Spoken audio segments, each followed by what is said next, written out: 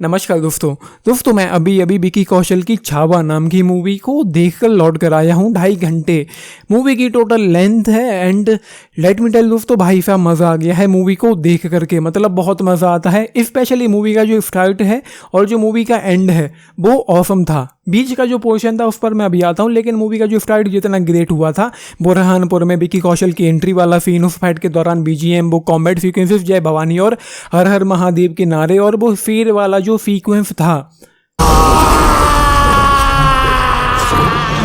Great था। उसका जो वीएफएक्स था वो ऑसम था, आउटस्टैंडिंग था। एंड उस दौरान जब वो नारे लगते हैं हर हर महादेव के और जय भवानी वाले, भाई साहब गूस बम्स आते हैं उस दौरान। एंड विकी कौशल का जो एंट्री थी एंड उसके बाद जब वो स्क्रीन पर दिखाई पड़ते हैं, उनकी एनर्जी को देखकर मज़ा आता है। मतलब विकी कौशल का काम इस पूरी मूवी में ही कमाल का है। जब वो स्क्रीन पर दिखाई पड़ते हैं मज़ा आता रहता है। लेकिन उसके अलावा मूवी कुछ जगह थोड़ी सी ठंडी पड़ती है। मूवी के एंड में संगमेश्वर में जो वो एंड वाली जो वो जंग होती है, जो वो फाइट होती है जहाँ पर चोरी छुपे वो सारी चीज़ें होती हैं, तो वो कुछ बहुत अच्छा था, अगेन बहुत अच्छा था। लेकिन शुरुआत जितना ग्रेट था, मूवी का स्टार्ट जितना ग्रेट था, शेर नहीं रहा लेकिन छावा अभी भी जंगल में घूम रहा है। फाड़ देंगे मुगल सल्तनत की छाती अगर मराठा साम्राज्य के विरुद्ध सोचने की जुर्रत की। मूवी सेम एक्साइटमेंट को अब बरकरार नहीं रख पाती है आगे चल कर के। जैसे जैसे मूवी बढ़ती जाती है उस विकी कौशल की एंट्री के बाद एंड धीरे धीरे जो चीज़ें होती हैं, धीरे धीरे वो जो एक्साइटमेंट थी वो थोड़ी सी फेड पड़ती हुई फील होती है। एंड एक समय के बाद मूवी ट्रीटमेंट के नाम पर काफ़ी कमज़ोर पड़ जाती है। फिर कौन मरा कौन बचा फ़र्क नहीं पड़ता है। एंड मामा का जो कैरेक्टर था, जब वो अपने अंत तक पहुंचता है, मैं नाम नहीं बताऊंगा किसने उस किरदार को प्ले किया है एंड जब क्या चीज़ें हुई, लेकिन जब पता चलता है कि वो जो किरदार है अपने अंत तक पहुंच गया है, उस दौरान चीज़ें हमको जितना इमोशनल कर सकती थी या करना चाहिए था नहीं कर पाती हैं। लेकिन इस दौरान भी जब मूवी ठंडी पड़ जाती है ट्रीटमेंट को लेकर, उस दौरान भी कुछ देर बाद कुछ अच्छी चीज़ें होती रहती हैं, जिनकी वजह ऑफकोर्स विकी कौशल थे। जैसा कि मैंने कहा है, जब वो दिखाई पड़ते हैं कुछ ना कुछ होता रहता है। उनकी जो एनर्जी थी, उनकी जो परफॉर्मेंस थी वो ऑसम थी। और फिल्म का एक्शन जो है वो ज़बरदस्त है, नो डाउट ग्रेट है। चाहे वो मूवी का स्टार्ट हो, चाहे मूवी का एंड हो, या बीच में थोड़ा बहुत जो भी होता रहता है वो ऑसम है, वो पूरी तरीके से कमाल है एंड देखते ही बनता है। मूवी का जो बैकग्राउंड स्कोर है, जो म्यूजिक है, वो तैयार किया है AR रहमान ने।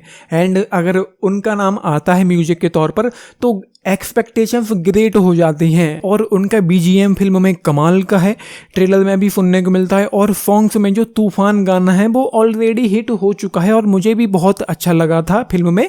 जब सुनने को मिलता है मज़ा आता है। लेकिन बाकी के जो गाने हैं वो मेरे लिए उतने यादगार नहीं रहे हैं। जोधा अकबर और रॉक स्टार में उनका म्यूजिक, उनके गाने मुझे सबसे ज़्यादा पसंद आए थे। और जोधा अकबर में उन्होंने जो बैकग्राउंड स्कोर तैयार किया था वो one of the best work by Rahman मुझे लगा था। एंड इस मूवी में जो विलन है औरंगजेब, उसको प्ले किया है अक्षय खन्ना ने। औरंगजेब का जो कैरेक्टर है वो ज़्यादा पावरफुल लगता ही नहीं है। उस कैरेक्टर से विलन वाली नफरत ही नहीं हो पाती, वो वाला हेटरेड ही नहीं हो पाता है।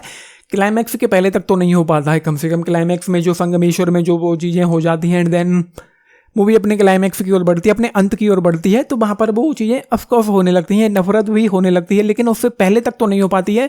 वो लोग इस फिल्म के हीरो को चमकाने में इतना खो जाते हैं कि विलेन को निखारने पर ध्यान ही नहीं दिया। मतलब अगर हीरो का पावरफुल लगना जरूरी है तो विलेन उससे भी ज़्यादा पावरफुल होना चाहिए, दिखाई देना चाहिए कि वो हीरो से ज़्यादा पावरफुल है, तब आता है मज़ा। लेकिन वो लोग यहाँ पर संभाजी महाराज के किरदार को चमकाने में लगे रहे। एंड ना पता हो, जस्ट इन केस किसी को ना पता, वैसे तो पता होना ही चाहिए, संभाजी महाराज शिवाजी महाराज के सबसे बड़े बेटे थे एंड उन्हीं की ये जीवनी है, उन्हीं की ज़िंदगी पर ये फिल्म फोकस्ड है। एंड अच्छा ये हुआ है कि मूवी में फिजूल का मसाला ऐड नहीं किया गया है, लेकिन मसाला ऐड ना करने के बावजूद भी मूवी एक्साइटिंग हो सकती है। और जहाँ संगमेश्वर में मूवी के क्लाइमैक्स के दौरान, मतलब लगभग 50 मिनट की मूवी वहाँ से रह गई होगी संगमेश्वर में, जहाँ पर सब राजा लोग जिनको नाम दिया जाता है पंत प्रमुख मिलते हैं, वहाँ पर कुछ गूस बम्स आते हैं, फील होते हैं, क्योंकि विकी की जो एनर्जी थी एंड वहाँ पर जो डायलॉग थे, जय भवानी नमो पार्वती पतये हर हर महादेव, वो वाला जो सीन था भाई साहब वो ग्रेट था, वहां पर गूज़बम्स आते हैं। और फिल्म के एंड में जो गद्दार निकलते हैं ना, जिनको औरंगजेब की बेटी जीनत ने अपनी ओर कर लेती है, वो भी समझ में आ जाता है कि वो गद्दार कौन होंगे। उनके रिवील करने से पहले ही समझ में आ गया था कि वो गद्दार जो है वो कौन होंगे। एंड उसके बाद संगमेश्वर में जो कुछ भी होता है वो तो मतलब दोबारा से ही कमाल का होने लग जाता है। वहां से मूवी आपको फिर से पूरी तरीके से जकड़ लेती है, पूरी तरीके से मतलब बांध करके होक एंड बुक करके रखती है। एंड अगेन मजा आने लगता है, बहुत ज़्यादा एक्साइटमेंट वहां पर होने लगती है, क्योंकि वो जो जंग थी जो एंड में मूवी की होती है वो कमाल थी, वो ग्रेट थी, वो आउटस्टैंडिंग थी, वो बेहतरीन थी। एंड उस दौरान विकी कौशल का जो परफॉर्मेंस है वो आउटस्टैंडिंग है, मतलब उन्होंने अपना बेहतरीन दिया है इस मूवी में। आउटस्टैंडिंग उनका काम रहा है इस मूवी में, मतलब उन्होंने फाड़ के रख दिया है पूरी तरीके से फिल्म के एंड में।